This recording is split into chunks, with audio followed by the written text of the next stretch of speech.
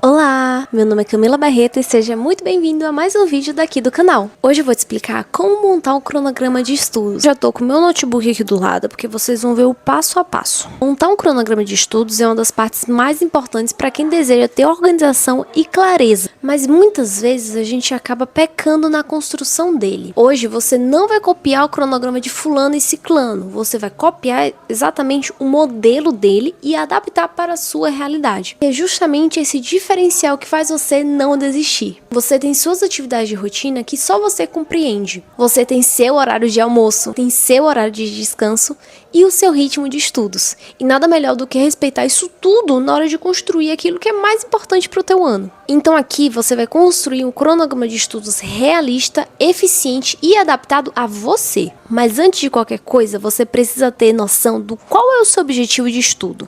Você vai estudar somente para o colégio? Você vai estudar somente para o Enem? Você vai estudar para a FUVEST? Ou você vai mesclar isso tudo? Sempre que for possível, é necessário tornar esse objetivo cada vez mais mensurável. Por exemplo, você sabe que tem dificuldade de redação e ela é uma das maiores notas. Já tô dando até um spoiler do que vem aí. Então você vai ter uma meta de concluir todo o conteúdo teórico de redação até tal data. Entende como isso torna muito mais palpável? O próximo passo é definir quais são os seus horários fixos. Não adianta você colocar que vai estudar matemática meio-dia, sendo que você almoça 11h30 e você vai ficar todo morgado de sono no restante da tarde. Ou pelo menos nesse início, né? Por exemplo, se nesse teu cronograma tem tanto o horário do colégio quanto o de estudos para o Enem, você vai ter que misturar isso de alguma forma. E o horário do teu colégio é um horário fixo. Então, por exemplo, se você estuda no teu colégio das 7 a meio-dia, você não tem como colocar uma videoaula nesse meio tempo. Se você vai à missa todo domingo à noite, você não vai colocar uma coisa para fazer nesse momento. Uma dica, sempre que possível, concentre as atividades de maior energia logo pela manhã. De noite você vai estar cansado. Eu lhe garanto, depois de passar o dia inteiro fazendo um monte de coisa de noite, você não vai ter energia para ficar estudando eletromagnetismo. Então coloca as atividades mais pesadas pela manhã, se possível. Se não for possível, lide com isso mesmo, não tem muito o que a gente fazer. Faça uma lista macro de conteúdos que você tem que estudar. Por exemplo, o Enem tem matemática, tem ciências da natureza, tem redação, tem ciências humanas e linguagens. São 5 diferentes áreas do conhecimento, então é natural que você vai estudar essas 5. Mas, por exemplo, se no teu colégio tem outra coisa, por exemplo, sei lá, ensino religioso ou educação física que você precisa estudar, você também vai colocar nessa lista de estudos naturalmente. E por que eu tô falando isso? Porque o ideal é você mesclar as tarefas mais difíceis com as mais fáceis. Então, por exemplo, você não vai estudar 4 horas seguidas de física. Não vai fazer isso. Mas se você tem noção que você tem que estudar, por exemplo, língua portuguesa, que tal intercalar 1 hora de física, 1 hora de língua portuguesa, depois 1 hora de física? Quando você intercala, o teu estudo fica menos cansativo e a chance de você desistir é muito menor. Além de naturalmente tornar o estudo mais dinâmico e não ficar naquela monotonia de só física. Se o teu foco for o Enem, fica que essa parte é super importante. Você já definiu quais as matérias que você tem que estudar, já definiu os horários fixos, já tá tudo idealmente perfeito. Mas agora, como que a gente vai intercalar todo esse conteúdo em um só cronograma? Primeiro de tudo, você vai definir o curso que você quer e na faculdade que você quer. Sim, isso é importante. Vai estar passando aí na tela o que eu tô mexendo aqui no computador. Você vai digitar no Google o curso que você quer e na faculdade que você quer. Vou dar um exemplo clássico. Engenharia UFBA. Feito isso, você vai encontrar o termo de adesão da faculdade. Isso tudo que vocês estão vendo, que é algo público do SISU de 2024, são todas as informações de cada um dos cursos da UFBA, não só de engenharia, né? No caso, eu só digitei engenharia como exemplo mesmo. Mas, por exemplo, nutrição.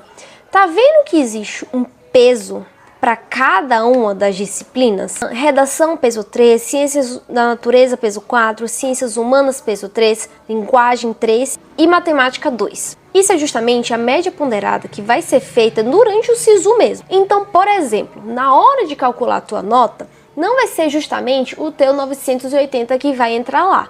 vai ser 980 vezes 3. A ciência da natureza, vamos supor que tu tirou 800, vai ser 800 vezes 4. Então por que isso é tão importante? Porque você vai pegar justamente esses valores e vai elencar como sua prioridade. A matéria que tem o maior peso é que tem que necessariamente estar no topo do teu cronograma. No caso de nutrição, a gente tem redação, natureza, humanas, linguagens e matemática. O que é que a gente tem que pensar? A gente já viu que a nossa ordem de nota, no caso de maior relevância, na média ponderada, vai ser justamente ciências da natureza, seguida de redação, humanas, linguagens e, por último, matemática. Essa é a nossa ordem. Entretanto, a gente sabe que comparando as disciplinas de peso 3 aqui, a gente vê que entre redação, humanas e linguagens, é muito mais fácil você tirar a nota mais alta em redação. Então, naturalmente, a tua prioridade dentre essas notas vai ser de redação. Então, quando você for montar o teu cronograma, você vai disponibilizar muito mais tempo para a redação. Então, na hora de montar o teu cronograma, você vai fazer uma lista. Quais são as matérias de maior prioridade de peso? A segunda lista vão ser as matérias com mais facilidade de pontuar. E a terceira lista vai englobar justamente as matérias que você tem mais dificuldade. Então, por exemplo, nutrição. A nossa ordem de prioridade, de acordo com o peso, vai ser justamente essa que está aparecendo aí na tela. No entanto, a nossa ordem de prioridade em relação à facilidade de conseguir uma nota alta vai ser justamente essa de cá. E agora você vai fazer justamente a lista das suas maiores dificuldades. E agora a atividade é mesclar essa lista. Coloquei aqui um exemplo mais ou menos de quais são as matérias que eu tenho dificuldade e como eu criaria um cronograma a partir dessa lista toda que a gente fez aqui agora. Então, vendo que redação está no top 3 das duas primeiras listas, que são basicamente as principais, então, na minha lista de prioridades de estudo, eu vou colocar redação. Por quê? Porque eu não tenho muita dificuldade nela, mas mesmo assim ela é super relevante para mim no SISU. Seguido de redação, eu vou colocar logo natureza, porque ela tá no top 3 e ela tá como minha segunda dificuldade. Estão vendo que linguagens está no meu topo de dificuldade? Então, linguagens, para mim, apesar de ser o que pontua menos na prova, eu vou colocar em terceiro lugar, porque ela é minha maior dificuldade. Depois de linguagens, eu vou colocar matemática, porque não é uma matéria que eu tenho dificuldade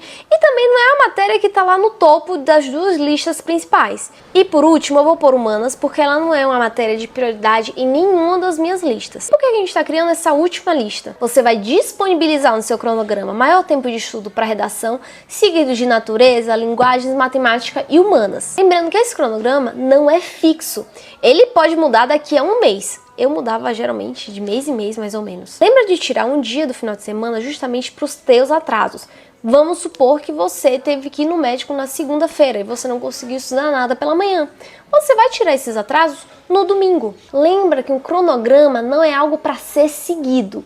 Ele que segue sua vida. E nada melhor do que ter essa flexibilidade justamente para você não se culpar tanto por não cumprir as suas tarefas. Lembra de incluir alguns pontos de revisão também nesse seu cronograma, não só coloca videoaula, mas também revisões e também exercícios, pode ser flashcards como Anki, por exemplo, ou até mesmo o caderno de erros que eu sempre utilizo. E saiba sempre, se você viu que não está funcionando aquilo, refaça. A vida é sua, você que tem controle. Não fique se martirizando por um cronograma que você diga ser o ideal, mas na verdade não cumpre nenhum com o seu objetivo. E resultados demoram tempo para ser vistos. Nada vai acontecer da noite para o dia da tua vida. Então tenha em mente que o que você está fazendo hoje, você só vai ver o resultado daqui a 1, 2 meses. Então não se cobre por algo tão rápido. Se você gostou desse conteúdo, não esqueça de deixar o like, um comentário, se inscrever aqui no canal e também me seguir nas minhas redes sociais. Para todo esforço genuíno, há um resultado proporcional. E é isso, beijos!